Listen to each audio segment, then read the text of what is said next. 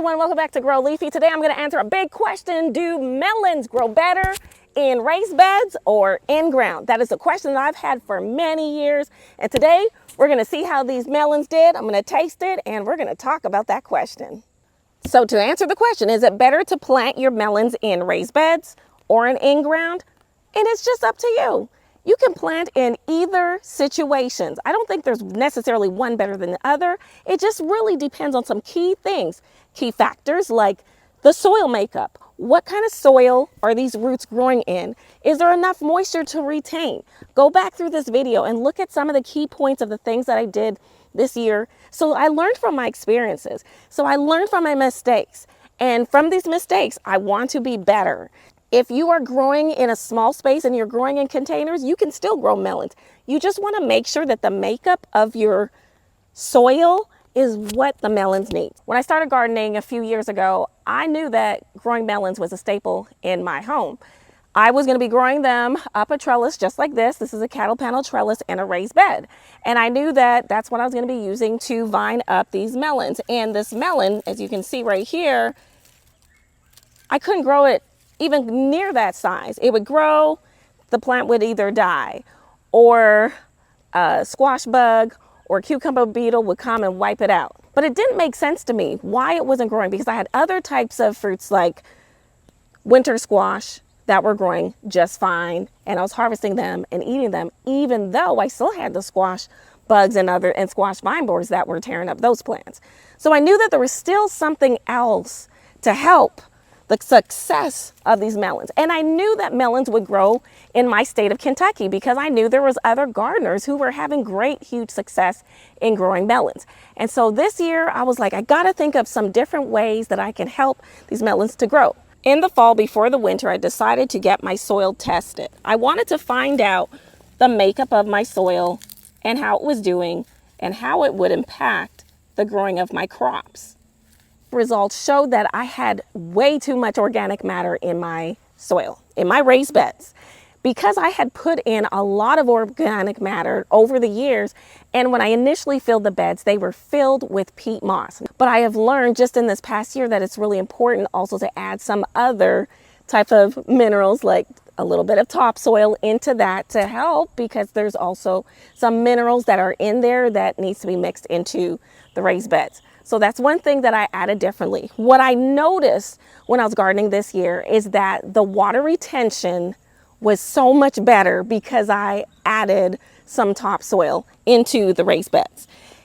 And I still mixed in some compost, but the addition of that topsoil made a good difference. And so I noticed that my watering schedule was different. Last year, I had to water even during the hottest months up to 95 degrees. I had to water every single day and sometimes twice a day. This time, I was actually able to go a few days in between, and my plants weren't suffering too much unless I went for like a week and a half. That's bad, never do that, but that's because sometimes I get really busy. But overall, my soil was retaining moisture, and I was testing that throughout the growing season. Now on the flip side, I decided to do some in-ground growing because I really wanted to see the difference. In my ground in Kentucky, we have very heavy clay soil. And so what I did, in contrast compared to the raised beds, is that I added a lot of compost in here as well, so that it was mixed in with the clay soil.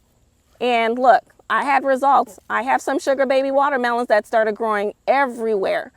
It seemed like the melons that actually grew in ground grew much more rapidly, quickly than in my raised beds. So that's one thing I noticed very quickly, and they got really large really quickly. But over the time, the ones that were in the raised beds, they caught up very quickly. Now let me show you some. These ones are growing in my raised bed here. And this one's little, but it's still growing. But I bet it's sweet. This one is ready to harvest, and I can tell that it's ready to harvest because it just really is starting to dry out at the tendrils. And so I really believe that it is time. Plus, it has been 90 to 120 days. And so it's around the right time to harvest them. This one here is still growing. I am not going to harvest it. I'm going to wait till it gets a little bit larger and then the green that's around it will start drying out a little bit more. Another reason why I believe my watermelons are doing better this year is because I did less pruning. We as gardeners prune a lot.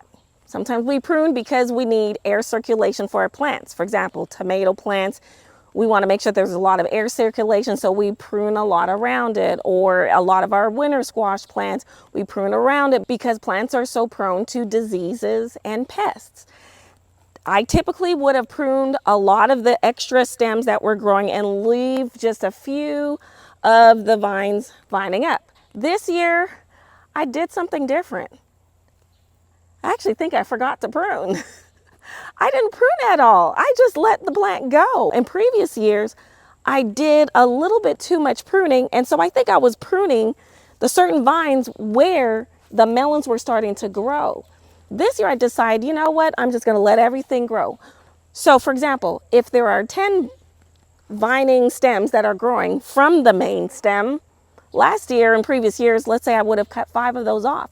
Well, how do you know that some of those 5s, maybe 2 or 3 of those 5s, are not the ones that are going to actually produce the fruit? This year I decided, let me just leave it. And then I left it. And so I think the ones I would have initially pruned in previous years, I left it. And so that's where the fruit actually grew. So you want to be cautious of how much you're pruning, because you could be pruning the actual stem that's going to be producing the fruit.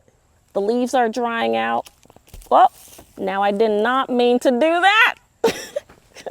This melon has a mind of its own. It just rolled right out of my hand. Come on, let's go. So here we go. We're going to cut this in half.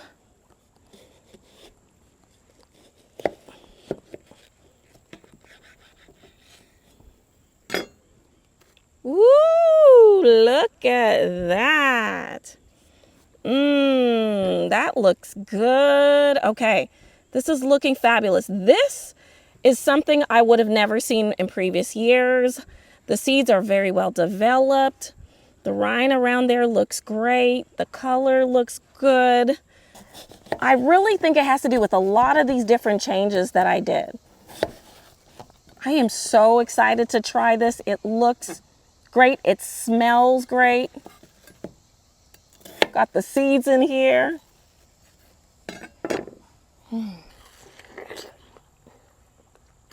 Sorry for all that slurping sound, but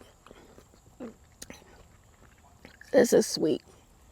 Oh my goodness. I don't think I'm gonna make it through this video. It's delicious. Very sweet. It's warm, of course, because it's outside. It tastes nice after I just put it into the refrigerator. So these are ready to harvest. This is delicious. All right, let me move on. Glad that you joined into watching this video. Subscribe to this channel if you have not done so. And just remember to grow, eat, and self-care. And don't forget to save the seeds. You can save them for next year. Bye.